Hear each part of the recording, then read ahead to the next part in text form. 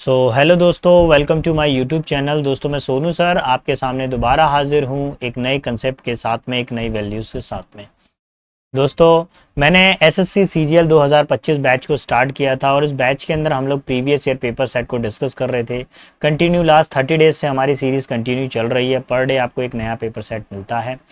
आज हम जो चर्चा करने वाले हैं 25/09/2024 एग्ज़ाम डेट की चर्चा करेंगे। शिफ्ट नंबर 1 रहने वाली है। और आपको एक चीज़ बता दूं, मैं रोज़ाना रात को 9 बजे आपसे यूट्यूब पर मिलता हूं और आपसे केवल एग्ज़ाम रिलेटेड ही, एग्ज़ाम ओरिएंटेड ही बातें डिस्कस करता हूं। मैं एक ज़रूरी चीज़, मेरे वीडियोज़ में फालतू वालतू की इधर उधर की बातें नहीं होती हैं।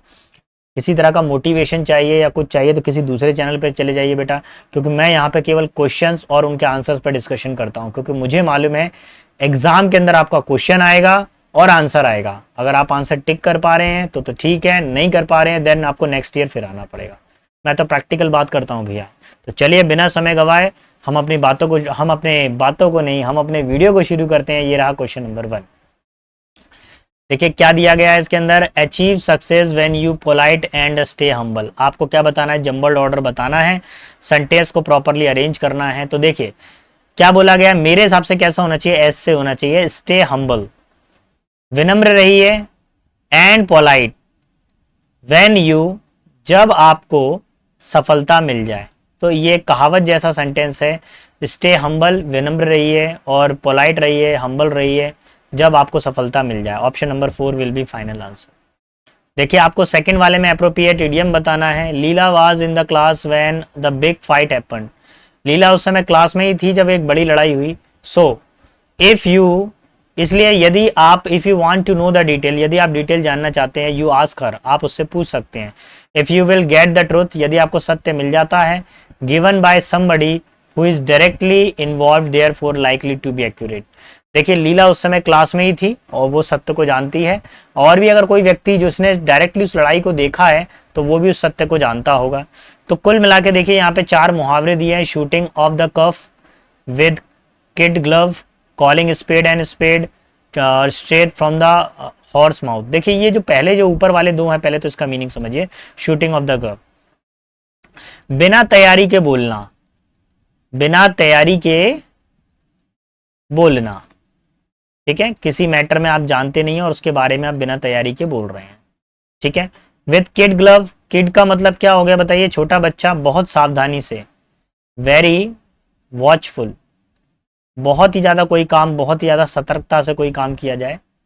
कॉल्ड स्पेड एंड स्पेड का मतलब होता है स्पीक फ्रैंकली, स्पष्ट बोलना, स्पीक क्लियरली, किसी से स्पष्ट बोलना। ठीक है।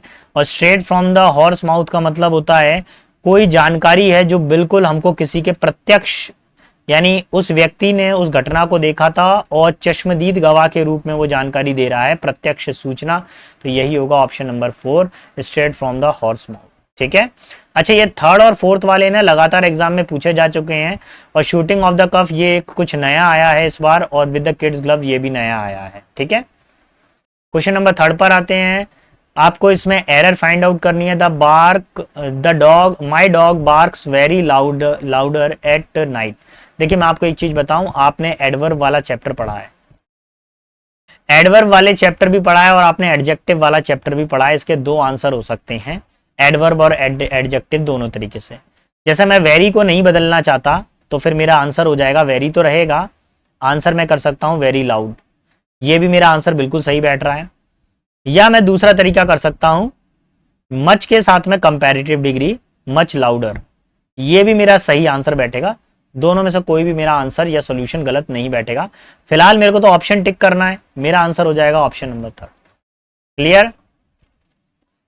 या तो आप डिग्री बदल दीजिए या एडवर्ब बदल दीजिए, आंसर वही रहने वाला, ऑप्शन नंबर 3। क्वेश्चन 4 पर आइए। डिसॉल्व का मतलब क्या हो जाना, डिसअपियर हो जाना, मतलब ओझल हो जाना, नजर से गायब हो जाना। एंटोनिम आपको बताना है। अपीयर का मतलब क्या होता है, लोगों की नजर में आना, तो यही इसका आंसर है, ऑप्शन नंबर 1। फेड का मतलब क्या होता है, मुरझा जाना, वीथर हो जाना, मुरझा जाना काफी ज्यादा।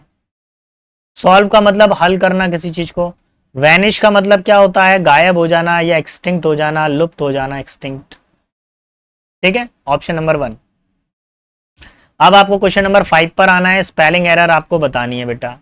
तो पूरा क्वेश्चन ना पढ़ते हुए सीधा चारों ऑप्शन देखो, ट्रूली की स्पेलिंग बता दो कौन सी वाली सही होती है।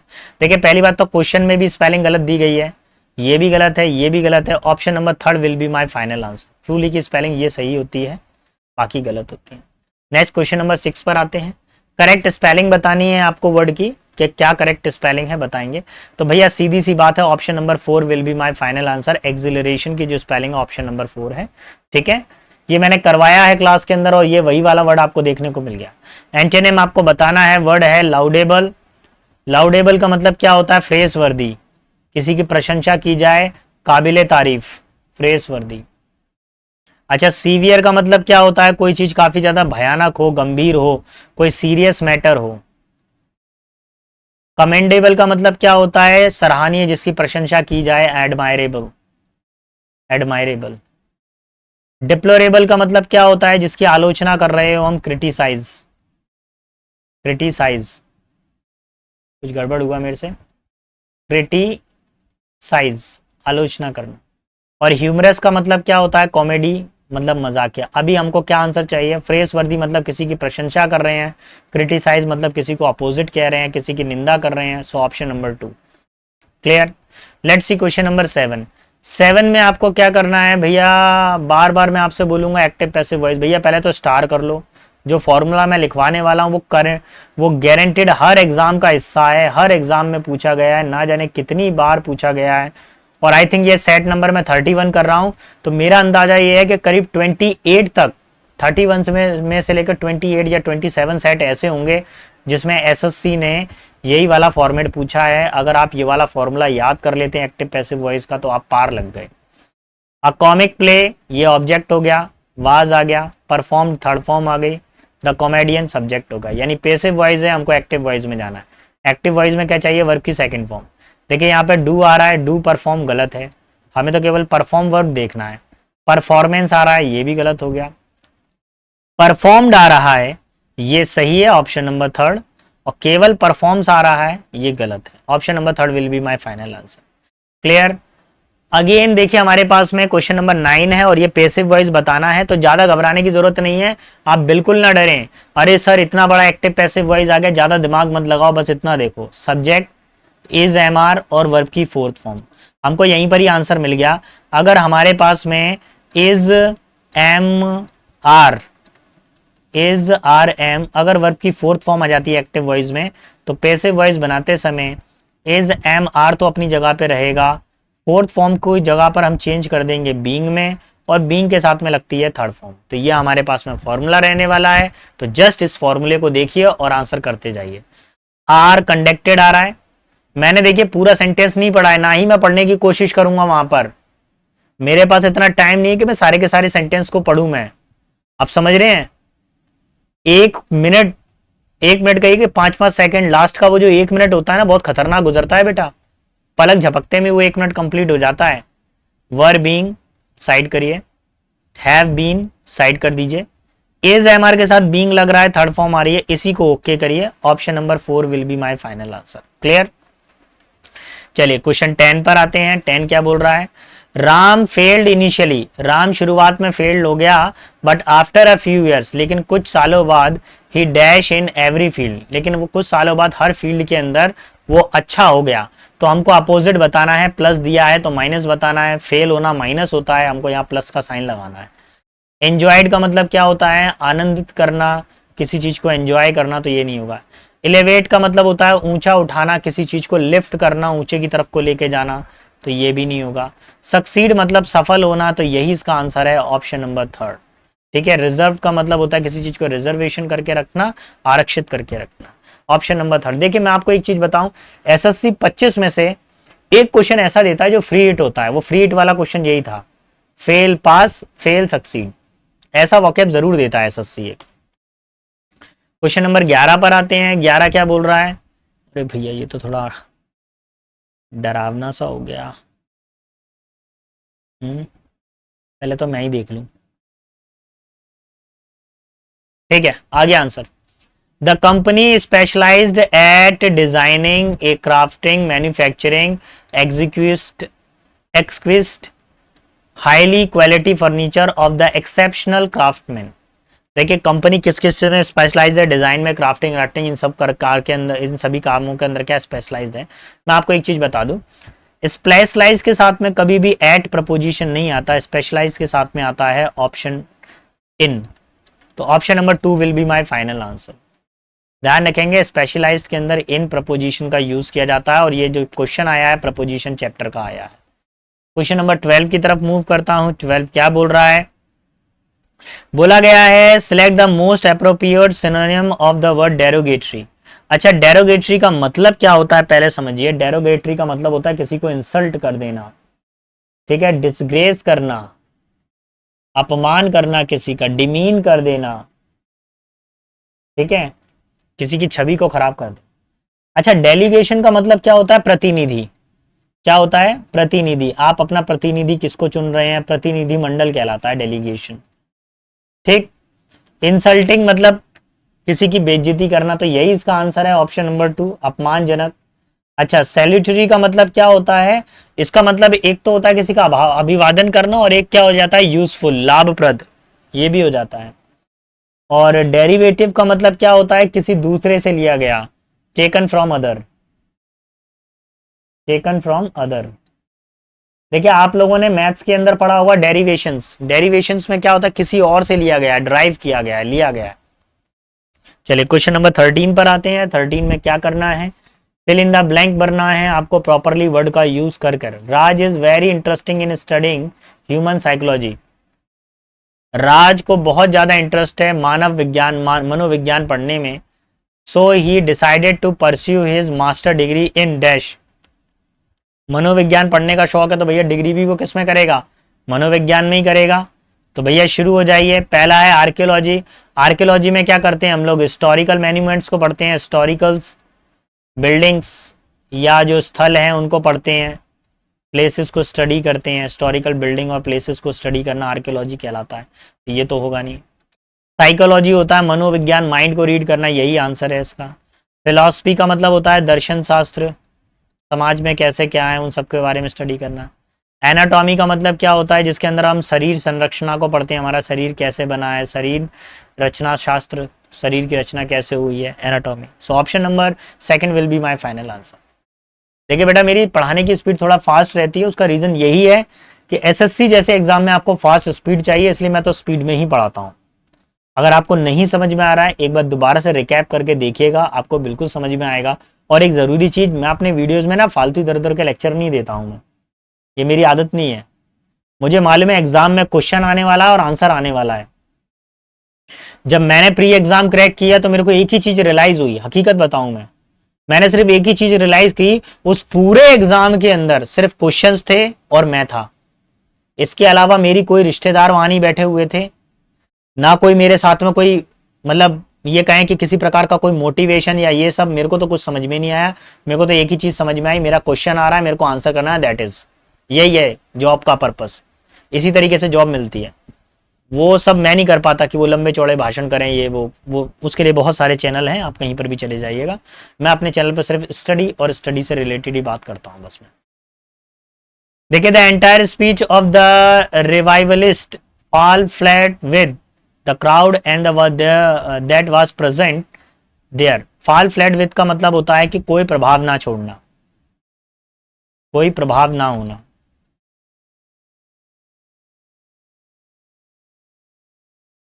ठीक है, तो had somewhat of a result on, result पर कोई प्रभाव डालना नहीं। had a great impact, कोई बड़ा प्रभाव होना नहीं। to moderate influence, मध्यम प्रभाव होना नहीं। had no effect, तो मेरे हिसाब से आंसर नंबर 4 ही लगेगा और यही फाइनल आंसर है। ठीक है, ये क्या है, आपसे एक ईडियम पूछ लिया गया, fall flat with, ठीक, लिखा नहीं है जबकि ईडियम ऊपर। अब देखिए वन वर्ड सब्स्टिट्यूशन बताना है। अब परफॉर्मर्स फर्स्ट पब्लिक अपीयरेंस, एक परफॉर्मर जो पहली बार पब्लिक के सामने जा रहा है उसको क्या बोलेंगे। फाउंडेशन, फाउंडेशन का मतलब तो नींव होता है, नींव रखना किसी की। प्रमाइस का मतलब होता है किसी चीज का बेस या आधार। डॉन का मतलब क्या होता है, अर्ली मॉर्निंग, भोर होना, अर्ली मॉर्निंग, भोर होना। और डेब्यू का मतलब क्या होता है, आपने सुना होगा कि वो उस हीरो ने डेब्यू किया, जैसे ऋतिक रोशन ने कौन सी मूवी से, कहो ना प्यार मूवी से डेब्यू किया था ऋतिक रोशन ने, है ना। ऐसे कई सुपरस्टार है जिनकी जो पहली फिल्म होती है जिससे वो डेब्यू करते हैं, जैसे शायद अमिताभ बच्चन ने पता नहीं 7 सिपाही शायद उससे डेब्यू किया था, आई थिंक, मेरे को प्रॉपरली याद नहीं है ना।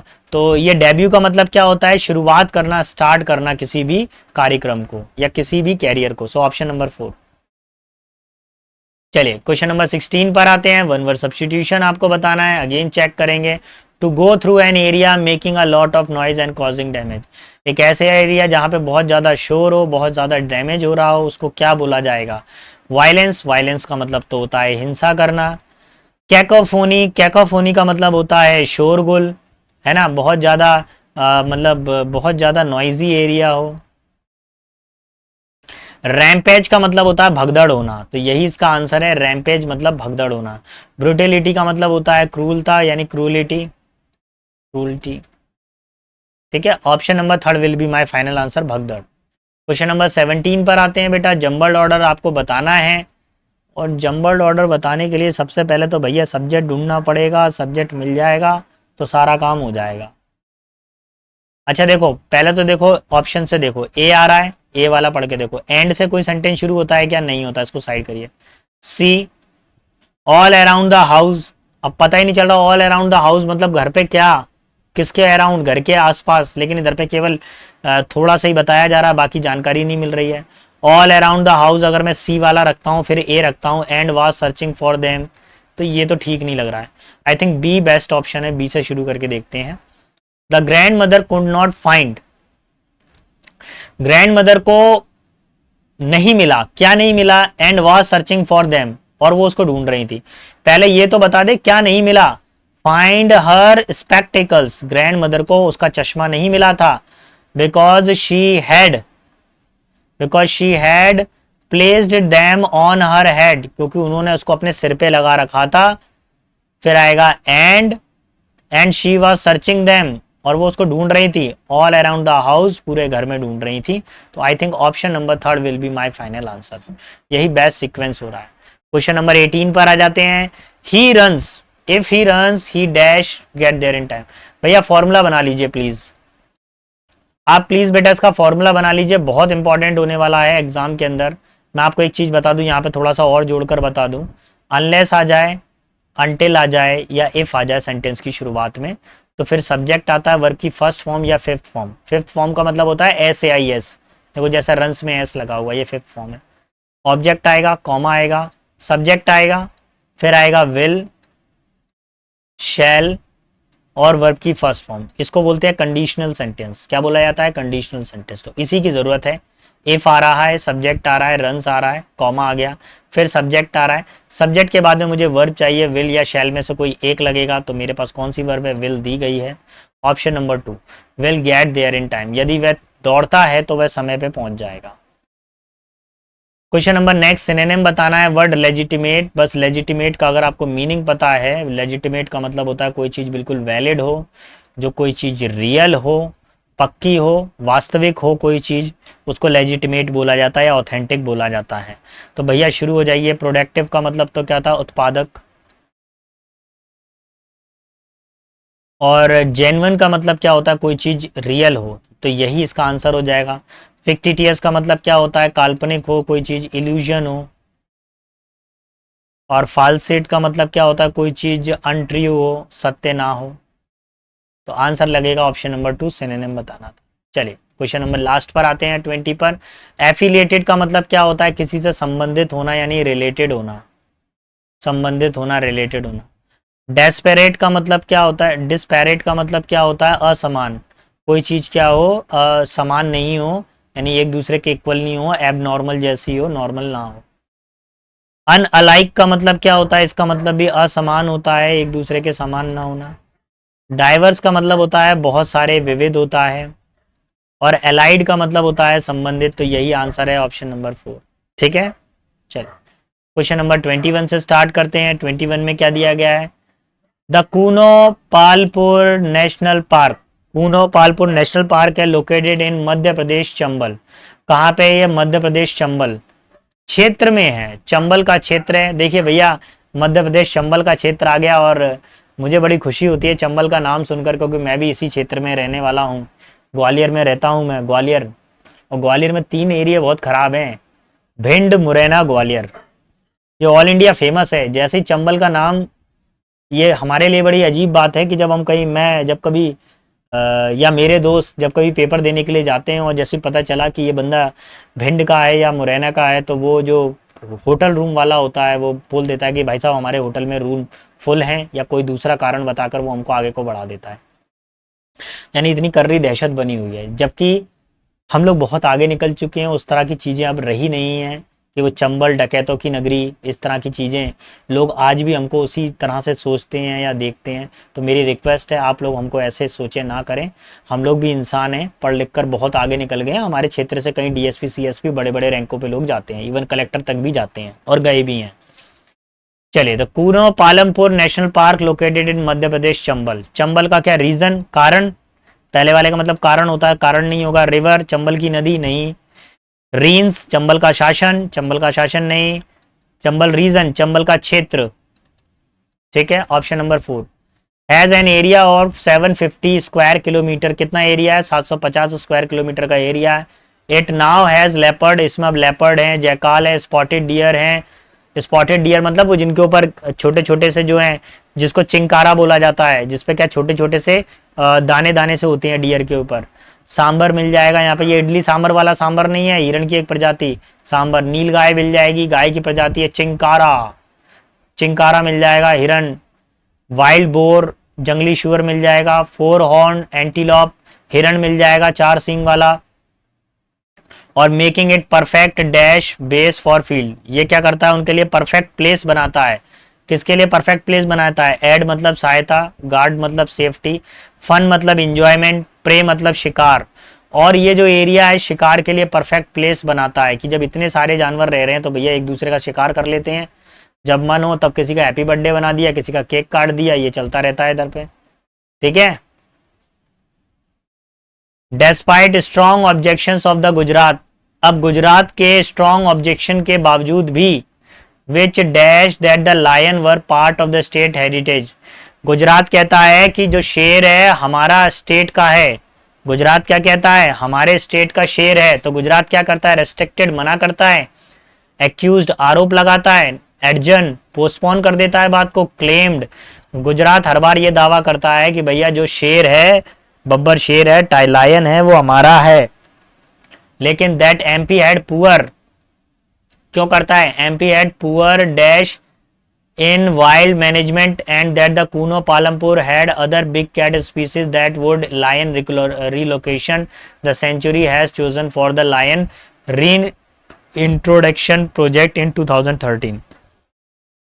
देखिए, गुजरात कहता है कि मध्य प्रदेश के पास में प्रॉपर सुविधाएं नहीं है जो शेर को रख सके, तो इस हिसाब से वो क्लेम करता है। तो अब मध्य प्रदेश के पास में पुअर क्या है, क्या कर सकता है? पुअर समरी है। गेज का मतलब होता है नजर। क्या पुअर रिकॉर्ड है? वो बोलता है कि इनका रिकॉर्ड खराब है भैया मध्य प्रदेश वालों का।